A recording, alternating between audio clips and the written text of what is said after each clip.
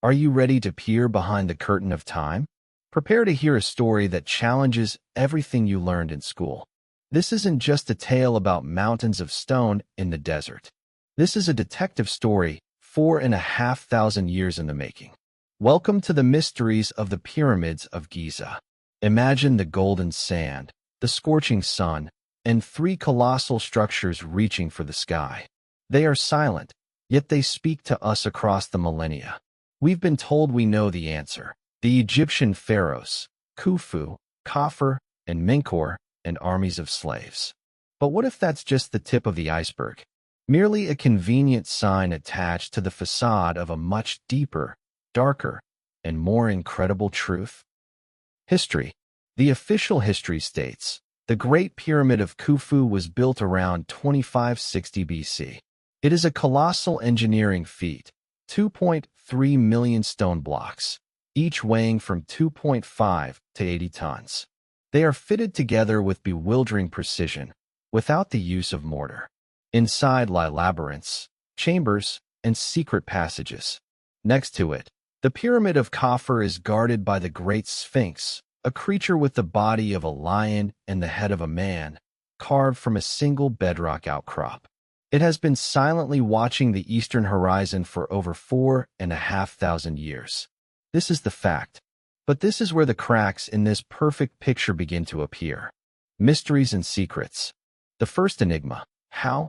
How did the ancient Egyptians, who did not know iron, the wheel in its modern sense, or complex machinery, manage to lift and set these gigantic blocks with incredible accuracy? The ascending corridors inside the Great Pyramid are aligned with specific stars with a precision that astonishes even modern astronomers. The pyramid itself is aligned to the cardinal points with a margin of error of just a few arc-minutes. This is a level of precision impossible without sophisticated tools. And the Sphinx? Its body bears the marks of water erosion. Even though for millennia, this has been nothing but desert. This gave rise to a bold hypothesis by geologist Robert Schoch, that the Sphinx is far older than we think, that it remembers a time when rains fell over the Sahara, a time that ended over 10,000 years ago. So who built it then? Conspiracies and conspiracy theories. This is where the most daring theories flourish. Perhaps the pyramids are not tombs, but giant power plants or astronomical observatories, built by a lost civilization. A civilization whose knowledge was lost in the depths of time. Perhaps it was Atlantis, mentioned by Plato, that left us these megalithic messages. Another version, beloved by conspiracy theorists, looks to the stars. Isn't it strange that the three pyramids of Giza accurately mirror the belt of the constellation Orion, as it appeared in 10,500 BC? This points to an outside plan, to builders from space, who transmitted knowledge or directly intervened in our history. Proponents of this idea, like Erich von Däniken, point to wall paintings resembling modern technology and incredible engineering solutions deemed impossible for that era. And what of Pharaoh Khufu? His only tiny statue, found inside the pyramid, raises more questions than it answers. Perhaps he merely found these structures already built and simply appropriated them? Perhaps all the hieroglyphs inside are later additions, an attempt to claim the grandeur of an unknown past for himself? Analysis. So, who built the pyramids? Archaeology stands its ground. They were skilled Egyptian laborers, not slaves. The discovered tombs of the builders at the foot of the pyramids testify to the respect for their work. But even if we accept this version, the main question remains, how was their knowledge so perfect? And where did it go after the pyramids were completed? Analyzing all the versions, we face a fundamental dilemma. Either we seriously underestimate the intellectual and technical potential of ancient civilizations, or there is a gap in our history. A gap in which another, still unknown to us, culture could have existed and disappeared. Both options are equally impressive and equally disturbing. Summary and philosophical conclusion.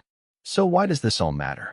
Why do we, people of the 21st century, still puzzle over a pile of old stones. Because the pyramids of Giza are not just monuments. They are a mirror into which we look, trying to understand ourselves.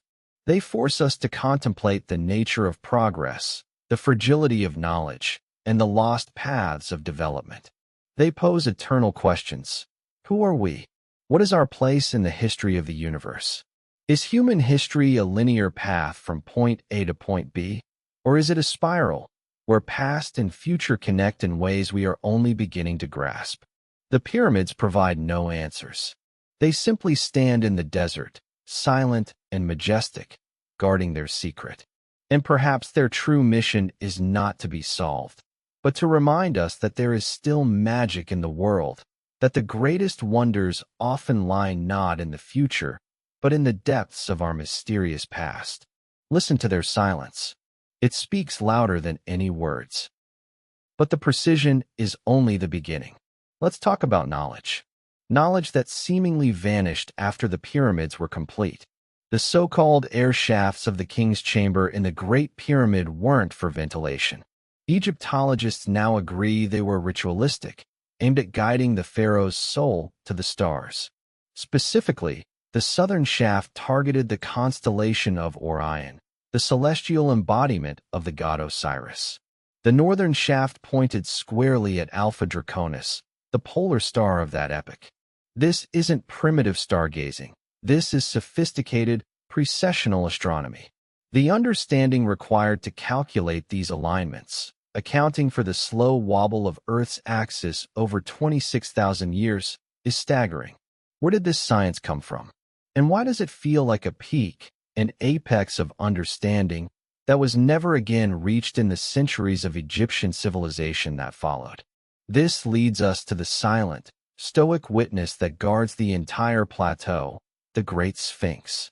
Most Egyptologists date it to the reign of Pharaoh Khafre, around 2500 BC. But the Sphinx itself may be telling a different story, carved not just in stone, but in the very patterns of its decay. Geologist Dr. Robert Schoch, after extensive on-site analysis, presented a bombshell conclusion. The profound, vertical weathering patterns on the Sphinx's body and the walls of its enclosure are not primarily the work of wind and sand. They are the unmistakable signature of water, of heavy, prolonged rainfall erosion. So where does this leave us? Facing a silent, stone jury that refuses to give a verdict. The official story of dedicated Egyptian builders is noble, but feels incomplete, like a key that doesn't quite turn the lock. The alternative theories of a lost civilization, of cosmic teachers, are intoxicating, but drift into the realm of speculation without a smoking gun. Perhaps the true purpose of the pyramids is not to be found in a single, satisfying answer. Perhaps their real power lies in the questions they force us to ask. They are a mirror reflecting our own understanding of history, progress, and human potential. They challenge our linear view of time, suggesting that greatness can be lost, forgotten, and rediscovered in cycles we are only beginning to perceive.